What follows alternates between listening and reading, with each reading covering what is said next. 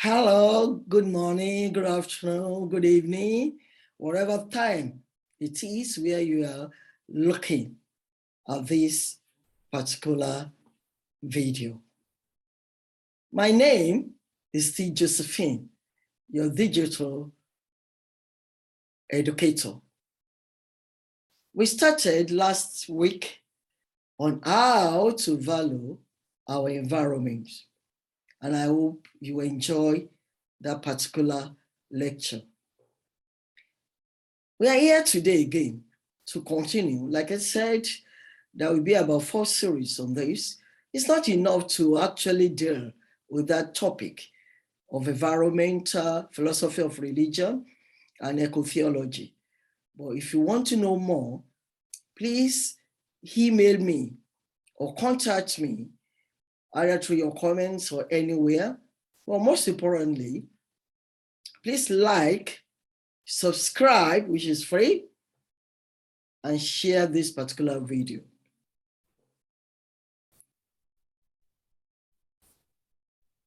We thank God for how far He has brought us. From January, February, March, April, May, June, July, August, September, October, November, December. We have 4 days to the end of this year, 2021. And by God's grace, we will all see the new 2022. The new episode will actually be airing in 2022. I want you now again to take your pen and take your paper to jot down notes, or take a recorder to record so that you will not lose out on some germane points. And I will also be sharing with you another PowerPoint presentation on this particular teaching. Just give me a second.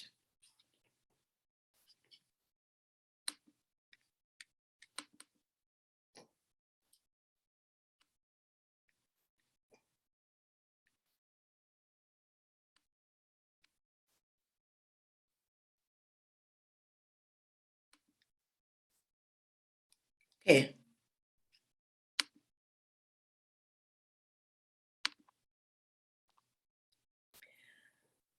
Hello, I hope you have your pen and paper. This is Environmental Philosophy of Religion and Ecotheology, Lecture 2.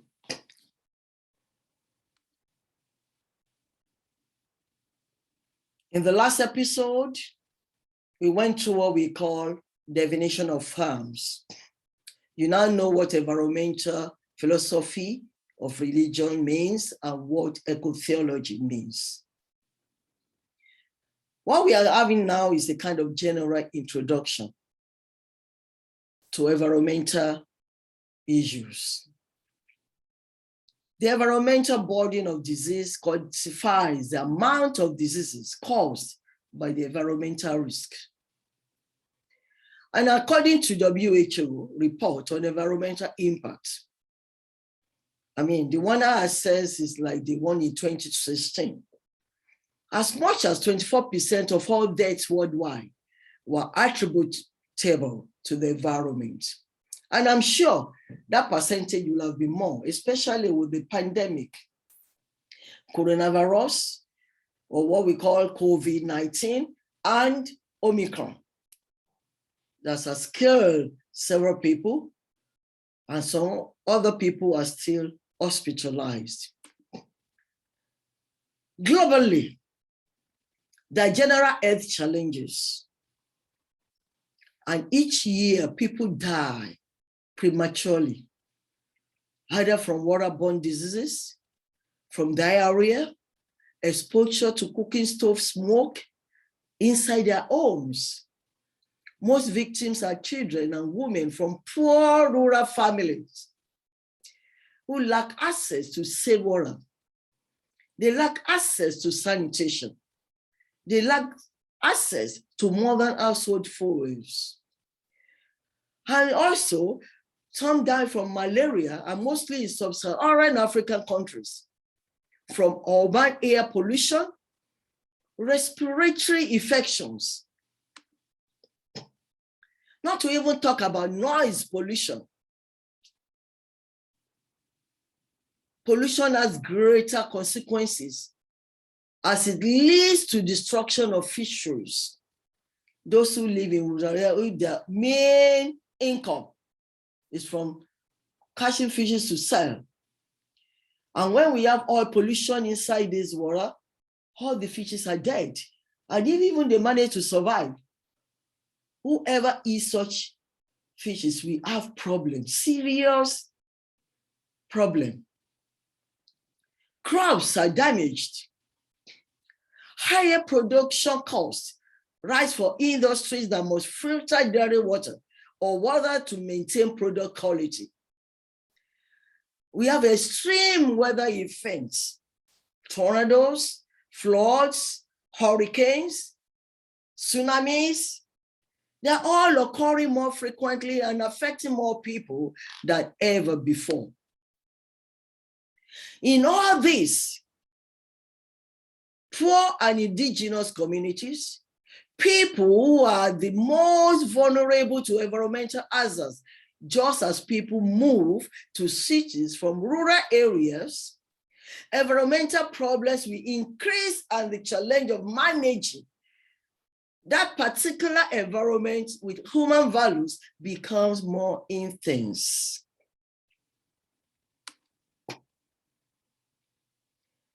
Let's look at Africa. I'm looking at Africa because Africa are most affected.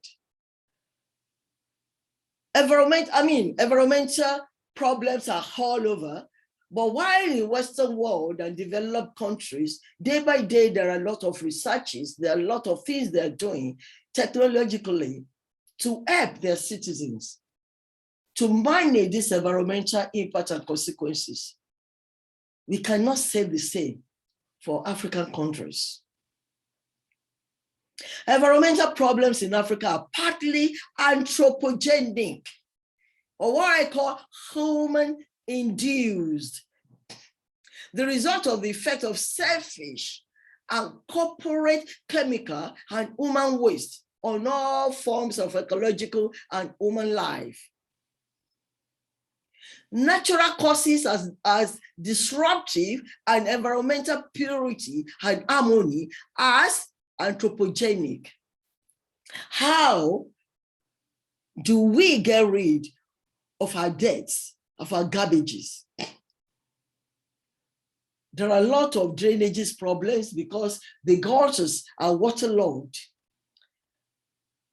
A lot of garbage, dust are not taken out when they are supposed to be done.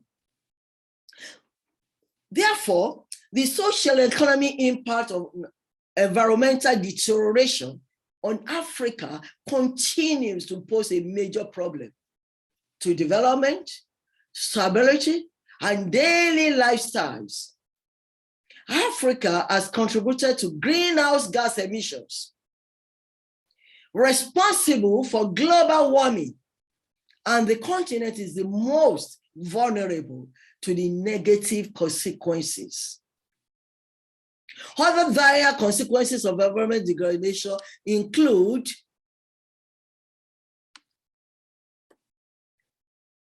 depletion in biological diversity, aquatic life pollution, adversely affecting the livelihood of fishing communities and destroying fish and other water creatures. I come originally from Nigeria. And I know in the south of Nigeria, what most people, especially the oil producing area, are talking about is the aquatic pollution due to oil spillage. Most of them have been driven away from the community. They can no longer fish. They don't have drinkable water because of this oil pollution. The pollution that disturbs the fish and all other water creatures around. The water pollution that causes oil transmission through shipping ports. poor water resources, management, gas flaring, oil pipeline vandalization by all communities, absence of effective national and regional-based development plans, and underestimation of the groundwater potential or to supplement irrigation and drinking water supplies. On the other hand, land pollution adversely affects the livelihood of farming communities. It has even become worse now because when we have terrorists, or they call them bandits, or they call them huntsmen, whatever, who just go to communities with farmland, destroy the farmland, kidnap the people, rape the women, destroy the environment as a whole. So in summary, environmental challenges are caused by many factors.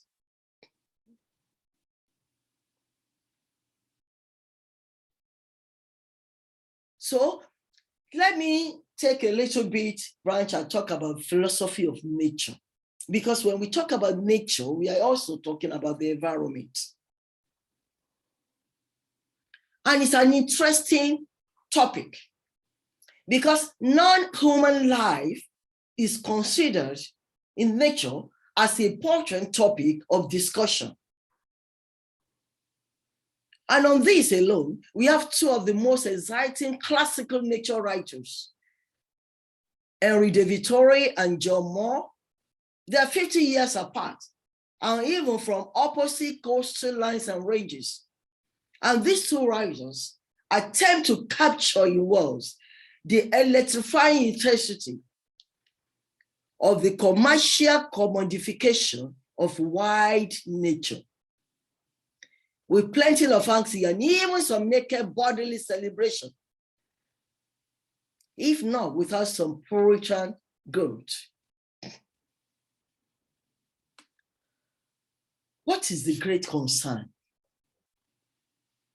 Let's look at the great concern that I, you, many people are concerned on. With the sudden realization that wild places were rapidly disappearing from the planet. There's a great concern for saving the wild. And this not starting today.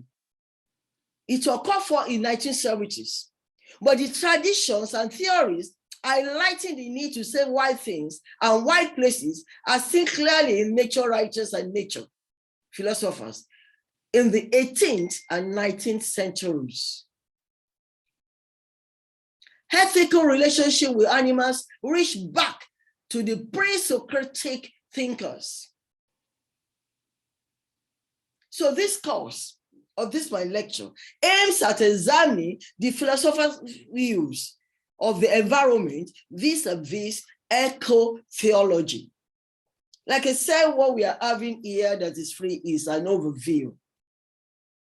I might not be able to tell you here the in-depth philosopher's thoughts and writings on environmental philosophy of religion and eco-theology. But definitely you will have enough overview to get you interested in this course or to just have a general knowledge of what it stands for. The philosophy of nature, like I said, is interesting.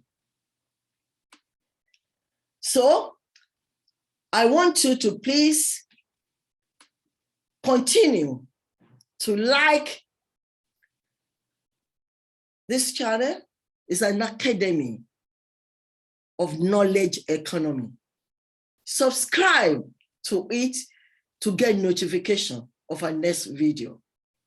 And please share with others. And once again, I'm going to remind you, when we finish this series on how to value our environment, we are going to branch to talk about abstract writing. Give you key points that you need to know as a researcher, as a postgraduate student, or just necessarily somebody working on any kind of project. How do I write an abstract that is acceptable? And those key points you find it valuable, because writing an abstract is like a movie trailer.